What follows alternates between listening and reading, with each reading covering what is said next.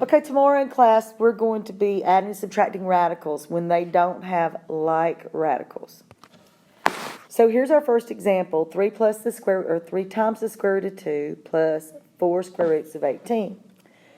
So we're going to look again at our perfect squares. Those are our perfect squares on our multiplication chart. If I find a 2 in my multiplication chart, I see my factors are 1 times 2. So that means that that one is prime. So I know I have 3 square roots of 2 in its simplest form. Next, I want to do my next term, which is 4 square roots of 18.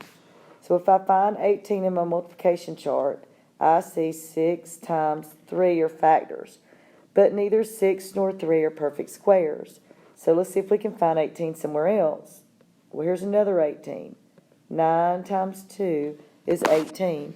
And 9 is a perfect square. So I can rewrite 4 square roots of 18 to be 4 times the square root of 9 times the square root of 2. And I can simplify that to be 4 times the square root of 9 is equal to 3 times the square root of 2, which is prime. So if I multiply the 4 times the 3, that gives me 12 square roots of 2. So I can rewrite 4 square roots of 18 to be simplified to be 12 square roots of 2. Now that I have the same radicals, I can add these terms by simply adding the coefficients 3 plus 12. So 3 plus 12 is 15, and that is radical 2. So the sum of 3 square roots of 2 plus 4 square roots of 18 is equal to 15 square roots of 2. All right, second example. Again, we're wanting to add these, but I look and I don't have like radicals. So I'm going to have to simplify that, keeping in mind my perfect squares. So if I want to simplify 7 square roots to 20, I'm going to find 20 in my chart. And the factors of 20 are 5 times 4. So I can rewrite 7 square roots of 20 to be 7 times the square root of 5 times the square root of 4, which can be simplified 7 square roots of 5 times the square root of 4 is 2 square roots of 1. So 7 square roots of 20 simplifies to be 7 times 2 is 14, and 5 times 1 is 5. 14 square roots of 5. Then I want to subtract the next term, which is 2 square roots of 5. So if I locate 5 in my chart, the factors of 5 are 1 and 5, so it's prime, 2 square roots of 5. So I want to combine my like terms. So since the radicals are both radical 5, I can combine my coefficients. 14 and negative 2 would give me 12 square roots of 5. So the total of 7 square roots of 20 subtract 2 square roots of 5 is equal to 12 square roots of 5. Last example, and this is a big one. So again, we want to combine like terms in 8 square roots of 18 plus 2 square roots of 3 minus the square root of 2 plus 5 square roots of 75. So to do that, I don't have like radicals, so we'll have to simplify some. Again, focusing on these perfect squares. So I need to rewrite 8 square roots of 18. So if I find 18 in my chart, factors of 18 are 6 and 3. Neither one of those are perfect squares. If I find another 18, that would be 9 and 2. So 18 can break down to be 9 times 2.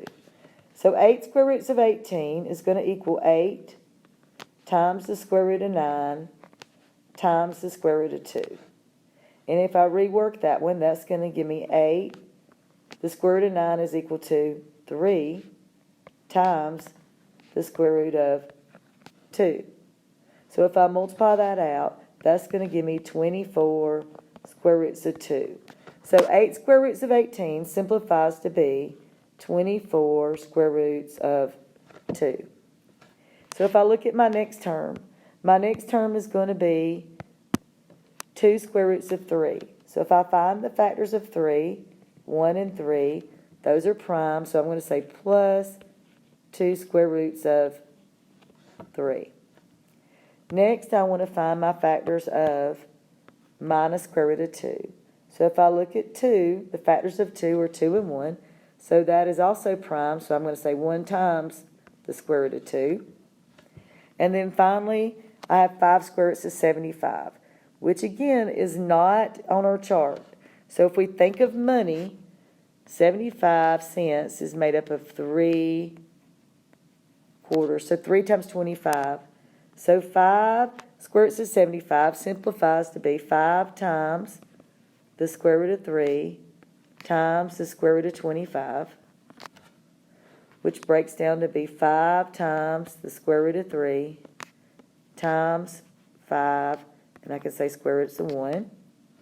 So when I multiply my outside numbers, 5 times 5 is 25, and the square root of 3 times the square root of 1 is the square root of 3. So that simplifies to be plus 25 square roots of 3. And the last thing I have left to do is to combine my like terms. So my like terms are square root of 2 and square root of 2. So if I combine 24 square roots of 2 and negative 1 square roots of 2, that gives me 23 square roots of 2. And then if I want to combine my square root of 3 terms, I'm going to combine 2 square roots of 3 and 25 square roots of 3. If I combine those, that gives me 27 square roots of 3. So when I add 8 square roots of 18 plus 2 square roots of 3 minus the square root of 2 plus 5 square roots of 25, my simplified answer is 23 square roots of 2 plus 25 square roots of 3.